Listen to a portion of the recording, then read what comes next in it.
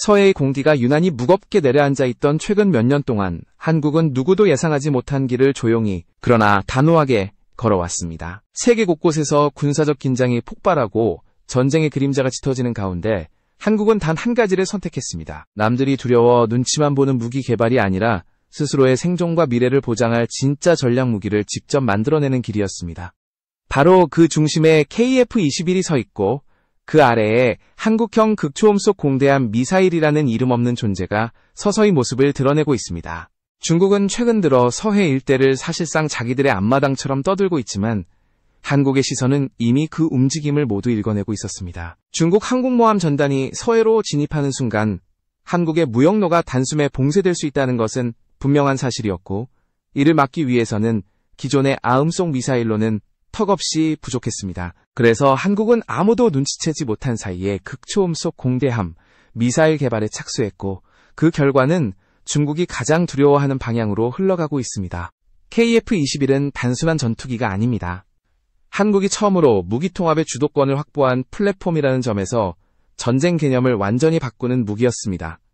미국산 F-35나 F-15K는 아무리 좋은 무기라도 외국의 소프트웨어 승인 없이는 국산 미사일 장착 자체가 불가능했습니다. 그러나 KF-21은 다릅니다. 우리가 설계하고 우리가 만든 플랫폼이기 때문에 국산 미사일을 자유롭게 실을 수 있고 필요한 만큼 개량할 수 있습니다. 이 자율성이 바로 극초음속 공대함 미사일 개발을 가능하게 만든 가장 결정적인 이유였습니다. 극초음속 공대함 미사일은 중국 해군이 감히 넘볼 수 없는 속도로 표적을 파고들어 항공모함을 단 한 번의 타격으로 무력화시킬 수 있다는 점에서 전략적 의미가 막대합니다. 일반적인 아음속 대함 미사일이 마하 0 점대 속도로 비행하는 반면 극초음속 공대함 미사일은 마하 4에서 5 이상의 속도로 접근합니다. 이 정도 속도라면 적 레이더는 추적조차 쉽지 않고 요격 시스템은 대응 시간을 확보할 수 없습니다. 특히 중국 해군이 자랑하는 최신 항공모함조차 이 미사일을 막아낼 확실한 방법이 없습니다. 한국이 이 미사일 개발을 공식화했을 때 가장 민감하게 반응한 국가가 바로 중국이었습니다. 중국은 미국과 러시아의 기술을 모방해 수많은 무기를 대량 생산해왔지만 극초음속 무기 분야에서는 무엇보다 중국이 가장 두려워하는 것은 한국이 기술을 단순 개발에서 멈추지 않고 실제 배치까지 고려하고 있다는 점이었습니다. 극초음속 공대함 미사일이 KF-21에 장착되는 순간 중국 항공모함은 서해 함대 운용 자체를 재검토해야 하는 상황으로 몰리게 됩니다. KF-21의 등장은 단순히 한국 공군의 전력을 끌어올린 것이 아니라 아시아 전체의 군사균형을 뒤흔들었습니다. 중국은 KF-21의 공개 당시만 해도 이 전투기를 깎아내리며 형편없는 4점대 전투기라고 평가절하했습니다. 그러나 국산 미사일 통합 능력과 1300회 이상의 시험 비행에서 단 한 번의 치명적 결함도 없었다는 사실이 알려지면서 중국 내부에서도 위기론이 퍼지고 있습니다. 한국이 만든 전투기에 한국이 만든 극초음속 미사일이 달린다면 이는 중국 입장에서 가장 피하고 싶은 조합이며 서해 전략 전체가 붕괴될 수도 있는 문제였습니다. 최근 국방과학연구소가 발표한 내용에 따르면 한국형 극초음속 공대함 미사일은 이미 세부 설계 단계에 돌입했으며 램제트 기반의 추진체 연구도 상당 부분 진전된 것으로 확인되고 있습니다. 더 놀라운 사실은 이 기술적 진전이 단순히 실험실 수준이 아니라 실제 KF-21 무장체계에 적용될 수 있는 수준까지 발전하고 있다는 점입니다. 한국이 처음으로 장거리 극초음속 공대함 미사일을 확보하는 순간 서해에서의 모든 전술적 우위는 한국 쪽으로 급격히 기울게 됩니다. 그리고 지금 전 세계가 묻고 있습니다. 왜 하필 한국인가?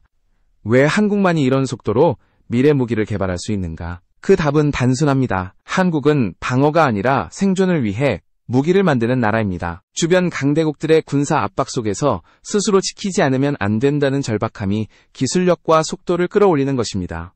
KF-21과 극초음속 공대함 미사일 개발은 한국이 더 이상 타국에 의존하지 않고 스스로 미래를 결정하겠다는 선언과도 같은 의미를 지니고 있습니다. 이제 한국군은 중국의 위협을 두려워하는 단계가 아니라 중국이 한국을 두려워하는 단계로 넘어가고 있습니다. KF-21은 그 시작일 뿐입니다. 이 전투기의 극초음속 공대함 미사일이 장착되는 날 서해의 힘의 균형은 완전히 바뀔 것이며 이는 단순한 무기 배치를 넘어 아시아 군사 지형도를 다시 쓰는 사건이 될 것입니다. 극초음속 공대함 미사일 개발이 본격적인 선행 연구 단계에 진입했다는 소식은 한국군 내부뿐 아니라 주변국 전체를 긴장시키고 있습니다. 특히 이번 사업의 정식 명칭이 공대함, 유도탄으로 확정되면서 한국이 단순히 기술 탐색 수준을 넘어서 실제 전력화 단계까지 고려하고 있음이 분명해졌습니다. 국방과학연구소는 향후 4개월 동안 상세 분석을 진행하며 미사일의 형태, 추진 방식, 탐색기 구조, 그리고 KF-21 통합 가능성까지 전 부문을 검토할 예정이라고 밝혔습니다. 이 과정에서 가장 중요한 핵심은 속도와 관통력의 완전한 우위입니다. 한국이 과거에 운용하던 아음속 대한 미사일은 속도가 마하 0점대에 불과해 적 함정이 회피 기동을 하거나 요격 체계를 가동하면 충분히 대응할 시간이 있었습니다. 그러나 새롭게 추진되는 극초음속 공대함 미사일은 그 개념 자체가 완전히 다릅니다. 마하 자세에서로 표적에 접근하는 이 무기는 레이더에 감지되는 순간 이미 방어가 불가능한 단계에 도달해 있습니다. 적의 지휘 체계는 대응 명령을 내릴 시간조차 확보하지 못하게 되고 함정은 요격 레이더를 돌려보기도 전에 타격을 맞게 됩니다. 이는 단순한 속도의 문제가 아니라 전쟁 개념 자체를 완전히 무력화하는 전략의 변화입니다. 특히 중국의 상황은 더욱 복잡합니다. 중국은 미국과 러시아의 기술을 모방해 빠른 시간 안에 항공모함 전단을 확장해왔지만 미사일 방어 능력은 여전히 불완전합니다. 중국 해군이 보유한 최신 항공모함조차 극초음속 미사일에 맞서는 데 필요한 다층 요격 체계를 충분히 갖추지 못한 상태인데 한국이 극초음속 공대함 미사일 개발에 착수했다는 사실은 중국에게 심각한 압박이 되고 있습니다. 중국군 내부에서는 한국이 극초음속 무기 개발에 성공할 경우 서해 함대 배치 전략을 전면적으로 수정해야 한다는 분석이 나오고 있습니다. 미사일 시험 과정에서의 파괴력 역시 주목할 만한 수준입니다. 비슷한 유형의 초음속 미사일은 대형 군함의 선체를 그대로 관통하고도 잔여 에너지를 유지한 채 반대편으로 빠져나오는 사례가 보고되었습니다. 속도가 가진 순수 운동 에너지가 폭발 탄두 이상의 항모 타격력을 만들어내는 것입니다. 한국이 개발 중인 극초음속 공대함 미사일은 이를 넘어 설계 단계에서부터 관통력과 회피 기동 능력을 강화해 기존 중국 항공모함이 기대고 있는 방어 구조를 사실상 무용지물로 만들 가능성이 높습니다. 한편 한국이 이 미사일의 개발을 추진할 수 있었던 또 하나의 이유는 플랫폼의 변화입니다. 과거에는 한국이 새로운 미사일을 개발하더라도 F-35나 F-15K와 같은 미국산 전투기에 이를 통합하기 위해 막대한 비용을 지불해야 했고 승인 절차도 까다로웠습니다. 그러나 KF-21의 등장은 모든 상황을 바꾸었습니다. 국산 플랫폼의 국산 무장을 자유롭게 통합할 수 있게 되면서 기술적 제약이 사라졌고 미사일을 어떤 형태로 개량하더라도 해외 승인 없이 즉시 적용할 수 있는 구조가 갖춰진 것입니다. 이것이야말로 한국 공군이 공세적 전력을 구축할 수 있는 가장 강력한 기반이 되고 있습니다. 이번 사업의 핵심에는 램제트 기반의 신형 추진 기술이 포함되어 있습니다. 고체 로켓 기반 미사일은 순간 기동성은 뛰어나지만 속도 유지와 사거리 확보에서 한계를 보이는 경우가 많았습니다. 반면 덕티드 램제트 방식은 공기흡입형 추진체 특성상 고속 비행 시 효율이 극대화되며 장거리 비행이 가능합니다. 국방과학연구소는 이미 램제트 기술과 데이터 링크 기반의 유도 장치를 상당 부분 확보했으며 이는 곧 극초음속 공대함 미사일의 실전 배치 가능성을 한층 가속화할 요소가 되고 있습니다. 현재 알려진 정보에 따르면 이 미사일은 직경 400mm급의 사거리 500km 이상을 목표로 하고 있으며 이 점대 이상의 속도를 요구 성능으로 설정하고 있습니다. 무게는 약 3,000파운드 미만으로 제한되는데 이는 KF-21에 장착할 수 있는 최대 무장 탑재 중량 기준을 충족하기 위한 조건입니다. 이러한 제어는 단순한 방어용 무기가 아니라 서해를 둘러싼 전략 환경을 주도적으로 바꾸기 위한 공격형 무기라는 점을 명확히 보여줍니다. 중국 입장에서 가장 우려되는 부분은 이 미사일이 단순히 연구 단계에 머무르고 있는 것이 아니라는 점입니다. 한국은 처음부터 KF-21이라는 플랫폼을 기반으로 국산 무장 패키지를 구축하고 있으며 극초음속 공대함 미사일은 그 패키지의 핵심으로 자리 잡고 있습니다. 중국이 서해에서 군사적 압박을 강화하면 강화할수록 한국은 공세적 무기 체계를 더욱 가속화할 것이며 이 흐름은 이미 되돌릴 수 없는 단계에 들어섰습니다. 최근 중동 지역에서 벌어진 전투기 경쟁은 한국이 세계 방산 시장의 중심으로 올라섰음을 보여주는 상징적인 사건이었습니다. 사우디아라비아가 중국의 제35도입 제안을 단호하게 거절한 것은 단순한 기종 선호나 가격 차이 때문이 아니었습니다. 이번 사건의 본질은 신뢰성과 실적을 갖춘 국가만이 중동의 핵심 무기 시장에 진입할 수 있다는 철저한 현실을 드러낸 것입니다. 그리고 그 기준을 충족한 나라가 바로 한국이었습니다. 중국은 제35를 F-35에 대항하는 새로운 게임 체인저라고 강조하며 중동 전체를 대상으로 공격적인 마케팅을 펼쳤습니다. 그러나 사우디는 중국의 주장과 달리 기체 신뢰성을 문제 삼으며 제35 구매를 전면 철회했습니다. 이 결정은 중국이 수십 년 동안 구축해온 중동 무기시장 전략에 큰 타격을 준 사건이었습니다. 전문가들은 사우디가 제35를 거부한 결정적 이유를 미완성 엔진 문제와 불안정한 품질로 분석했고, 중동 국가들은 가격보다 믿을 수 있는 기술을 최우선으로 고려한다는 점을 명확히 했습니다. 반면 한국의 KF-21은 사우디와 UAE 등 아랍권에서 가장 높은 신뢰를 받는 전투기로 급부상했습니다. KF-21은 이미 1300회가 넘는 비행시험에서 치명적 결함 없이 완벽한 안정성을 증명했으며, 이는 전투기 도입을 고려하는 국가들에게 절대적인 신뢰 요소로 작용했습니다. 사우디는 특히 KF-21이 가지고 있는 높은 정비성, 명확한 부품 공급 체계, 그리고 정치적 리스크가 적다는 점을 높이 평가했습니다. 무엇보다도 한국은 기술 이전과 공동 개발에 유연한 국가라는 점에서 중동 국가들의 장기적 전략과 완벽히 맞아떨어졌습니다. 사우디 빈살만 왕세자는 한국의 항공기 제조 시설을 직접 방문한 자리에서 생산 기술에 깊은 인상을 받았다고 알려져 있습니다. KF-21의 제작에 사용되는 자동 동체 결합 시스템은 머리카락보다 얇은 오차 범위를 기준으로 정밀한 조립을 수행하며, 이는 중국이 여전히 수작업 중심의 항공기 제작 방식을 유지하고 있는 것과는 극명한 차이를 드러냅니다. 사우디는 이 같은 기술력을 자국 내에 이식하고자 하는 강한 의지를 보이며, KF-21이 차세대 전투기 도입 사업의 최종 후보라는 점을 사실상 인정한 상태입니다. 중동 주요 매체들 역시 KF-21을 높이 평가하는 기사를 연달아 발표했습니다. 아랍 디펜스는 KF-21이 유럽산 전투기보다 낮은 가격으로 동등 이상의 성능을 제공한다며, 중국산 전투기가 해결하지 못한 신뢰성 문제를 한국이 완벽히 충족했다고 분석했습니다. 중국은 제35의 성능을 과장하며 최첨단 기체라고 홍보했지만, 정작 그 기술들은 대부분 검증되지 않았고 유지 비용은 예상보다 훨씬 비싸다는 점이 드러났습니다. 이러한 상황은 중국 무기 전반에 대한 의구심으로 이어졌고, 한국산 전투기의 가치가 더욱 높아지는 결과를 가져왔습니다. 한편 UAE가 중국산 초음속 훈련기 LC를 도입했다가 심각한 결함 문제로 인해 작전 운용에 실패한 사건은 중동 국가들의 판단 기준을 완전히 바꿔놓았습니다. UAE는 LC를 선택할 당시 중국의 화려한 홍보를 믿고 도입 계획을 세웠지만 실제 성능은 광고와는 전혀 달랐습니다. 잦은 오작동, 부품 공급 지연, 잦은 유지 보수 문제는 결국 UAE가 중국산 기체의 도입 자체를 재고하게 만드는 계기가 되었습니다. 그 결과 UAE는 다시 한국산 T-50과 FA-50 도입을 추진하는 결정을 내렸습니다. 중동 국가가 중국산 무기를 버리고 한국산 무기를 다시 선택한 이 사건은 방산시장에서 중국이 처한 현실적 한계를 그대로 보여주는 단적인 사례였습니다. 반대로 한국의 항공기 제조 체계는 최첨단 자동화 시스템과 정밀한 품질 관리로 이루어져 있습니다. CNC 가공, 레이저 용접, 복합 소재, 자동 성형, 그리고 파스 시스템과 같은 첨단 제조 기술은 한국이 전 세계에서 가장 높은 항공기 신뢰도 기록을 유지하는 기반이 되고 있습니다. 이러한 차이는 가격 경쟁력을 넘어서 기술과 품질의 격차로 이어지고 있으며, 중동 국가들은 이제 한국산 전투기를 하나의 선택지가 아니라 필수 전략 자산으로 인식하고 있습니다.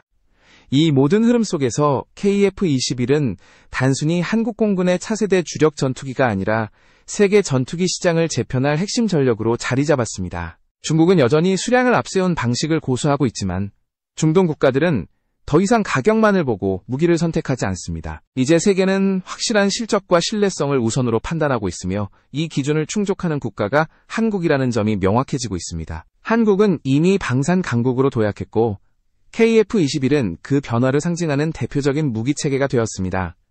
KF-21이 세계 군사시장에서 존재감을 넓혀가는 가운데 중국이 중동과 아시아 지역에 펼쳐온 무기 전략이 점차 붕괴되고 있다는 분석이 나오고 있습니다.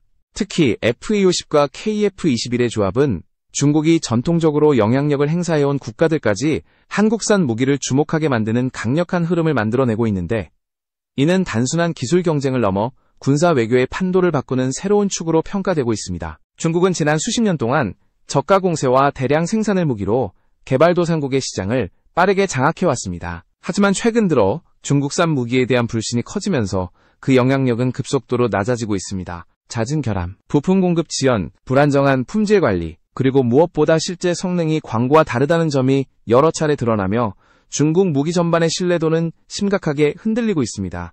특히 UAE가 도입했던 LC 훈련기 사례는 중동 국가들에게 강렬한 경고로 작용했습니다. 기체 자체의 품질이 불안정해 실제 작전 훈련에 투입하지 못하는 상황이 반복되자 UAE는 결국 추가 도입을 취소하고 한국산 T-50과 FA-50을 다시 검토하기 시작했습니다. 반면 한국산 전투기는 기술적 신뢰성과 높은 내구성을 바탕으로 중동, 동남아, 유럽까지 전 세계에서 탄탄한 평가를 받고 있습니다. FA-50은 이미 실전 운용 경험과 다양한 환경에서의 검증을 통해 안정성을 입증했으며 KF-21은 개발 단계에서부터 최첨단 자동화 생산 시설을 적용해 완성도를 크게 끌어올렸습니다. 이는 단순히 전투기의 성능 문제를 넘어 어떤 국가가 미래 항공 전력을 맡길 수 있는지에 대한 신뢰도 경쟁에서 한국이 압도적인 우위를 가지는 배경이 되고 있습니다. 특히 중동 국가들은 전투기를 단일 기종으로 끊어 구매하는 것이 아니라 전력 체계 전체를 고려해 장기 패키지를 선택하는 경향이 강합니다.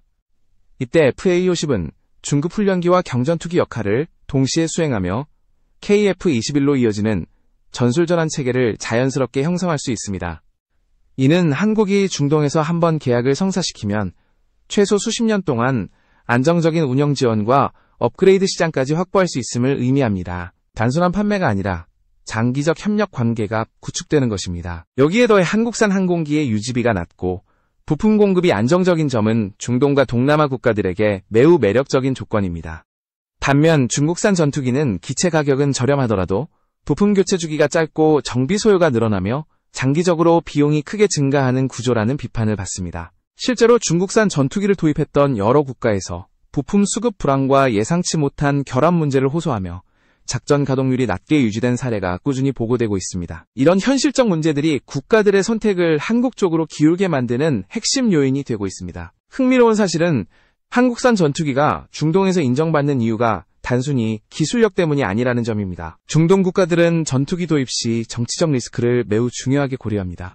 특정 강대국의 무기를 도입하면 그 나라의 정치적 요구를 따라야 하는 경우가 많기 때문입니다. 미국산 고급 전투기는 성능은 뛰어나지만 지역 정치와 외교 구조상 중동 국가들이 자유롭게 도입하기 어려운 경우가 많습니다. 중국산 전투기는 가격이 저렴하더라도 국제적 신뢰가 부족해 장기적 전략 자산으로 보기 어렵습니다. 이런 측면에서 한국은 기술력, 신뢰성, 정치적 중립성을 모두 갖춘 드문 공급국이라는 점에서 중동 국가들에게 이상적인 파트너가 되고 있습니다. KF-21이 중동에서 대규모로 도입될 가능성이 높은 이유 역시 이와 같습니다. KF-21은 최신 센서와 전자전 기술을 기반으로 하면서도 기체 가격이 유럽산 전투기에 비해 크게 낮고 기체 구조가 단순해 정비 효율이 뛰어납니다. 무엇보다 기체 개발 참여나 현지 생산도 협상 가능한 유연성을 가지고 있어 중동 국가들이 원하는 군수 자립 전략과도 완벽히 부합합니다. 사우디는 이미 KF-21에 대한 비공식 프리젠테이션을 받은 후 기술 이전 조건, 현지 조립 시설, 부품 생산 협력 등을 포함한 대규모 협력 모델을 검토 중인 것으로 알려졌습니다. 이런 상황에서 중국은 한국의 부상을 막기 위해 각종 외교 공세와 기술 홍보를 시도하고 있지만 중동 국가들의 판단은 점점 더 명확해지고 있습니다. 이제 무기 선택의 기준은 단순한 가격이 아니라 신뢰성과 실적이며 한국은 이 기준을 모두 충족하는 몇 안 되는 국가 중 하나입니다. 한국산 전투기는 단순히 특정 국가의 전력을 강화시키는 수준을 넘어 중동 전체의 전력 균형을 재편하는 중심축으로 자리 잡고 있습니다. 그리고 이 흐름의 가장 큰 수혜자는 다름 아닌 KF-21입니다. 한국이 구축해온 기술력, 검증된 품질, 안정된 정비체계, 그리고 정치적 유연성까지 모든 요소가 KF-21을 향하고 있으며 사우디와 UAE를 비롯한 여러 국가는 KF-21을 차세대의 공군 전력의 지금 한국산 전투기의 시대가 도래하고 있음을 인정하고 있고 그 중심에는 KF-21이라는 이름이 굳건히 자리하고 있습니다.